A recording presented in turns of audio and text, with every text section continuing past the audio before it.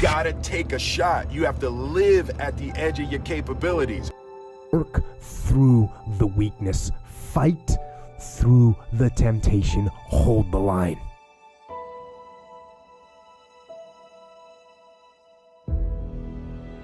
You gotta live where you're almost certain you're gonna fail. Fail early, fail often, fail forward.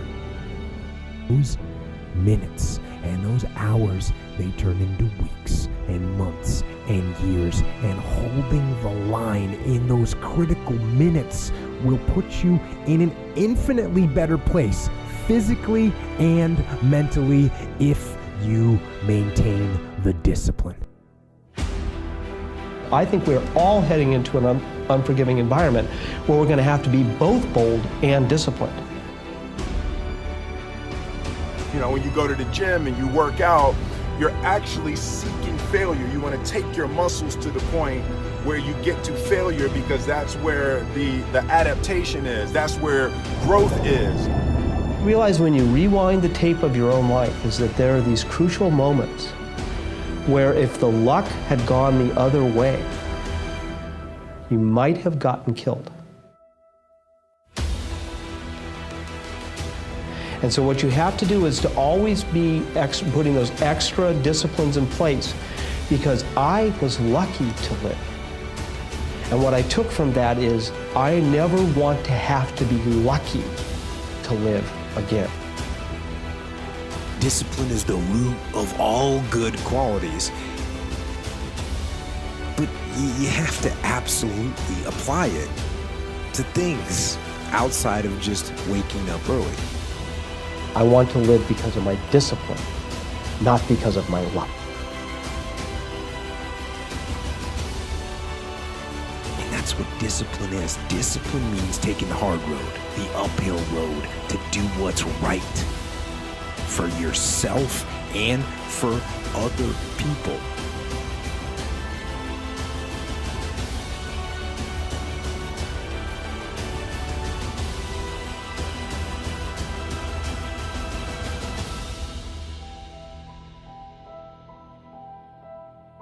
And most importantly, it'll put you on that path to freedom.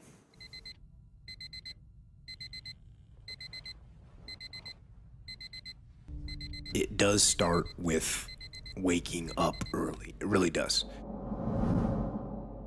So often the easy path that calls to us to be weak for that moment, to break down for that moment, to give in to the desire and the short-term gratification.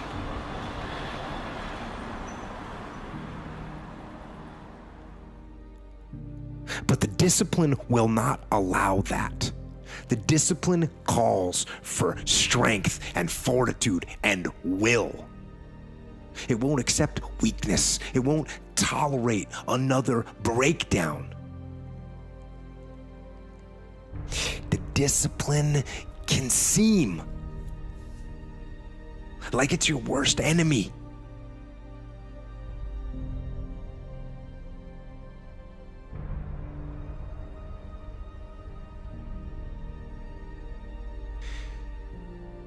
But the reality is, discipline is your best friend. It will take care of you like nothing else can. And it'll put you on that path. The path to strength and health and intelligence and happiness. And most importantly, it'll put you on that path to freedom. Discipline is eating the right foods to fuel your system.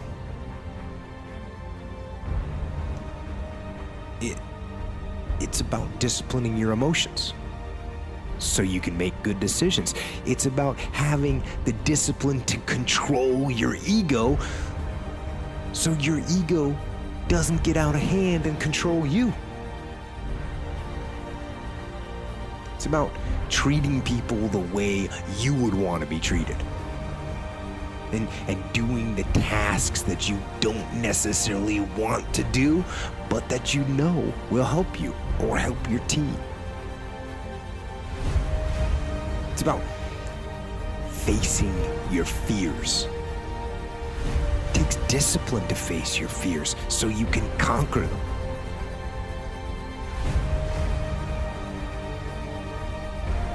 How do I get the desire to have discipline? How do I get the desire to have discipline? I keep getting asked this type of question: how do I get discipline, or how do I want discipline, or how do I maintain discipline? And the answer, it's a simple answer, but obviously it's not easy. And there's all kinds of little tricks and methods that people talk about. I've never met a person who was not successful that didn't have a great amount of self-discipline within their life. Self-discipline and being able to perform and being able to keep your life on schedule and being able to keep commitments and promises and meet deadlines is essential to success. None of us can afford to have a life that is controlled by someone else, or a life that is basically controlled by our emotions. Do the little things people say, and wake up early. I say that. And write things down, and take cold showers, and tell everyone what you're going to do. So broadcast it, and make promises, or make bets with your friends. But the fact of the matter is that the reason discipline is hard to maintain is because it is hard to maintain. I learned many years ago that there are two kinds of people. There's the type of person who says, I'm going to wait till I feel like it before I do it. And then there's a person who says, I've got to do it so that I feel like it. That's what makes discipline hard. It's hard.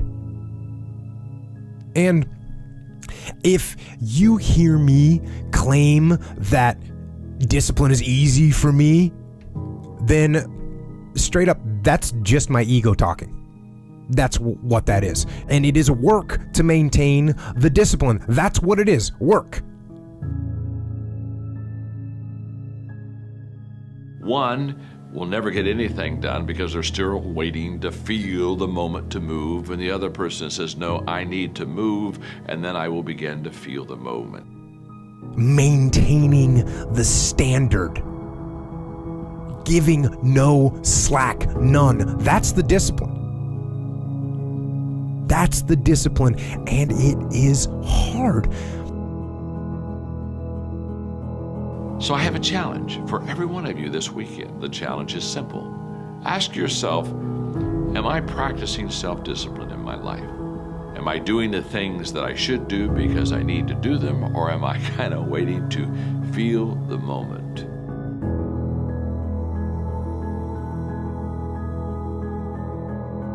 And if there's one thing I would say that does make it easier, it's to envision what it feels like when you're done. What it feels like after you've worked out, or you've held the line on your food intake, or you've pushed through some monotonous project that you have to do, and all those things. When they're done, they feel good. It's real simple. If you don't work out, you don't get a muscle, right? So I always tell people there's a daily practice like priming. If you don't do that, if you get up and you just have no discipline whatsoever, you get no value of anything. Your diets don't work when you don't do them. Exercise doesn't work when you don't do them. But most of the people have some experiences that they want to shift. And once you shift those things, your whole life changes. But life is constant growth.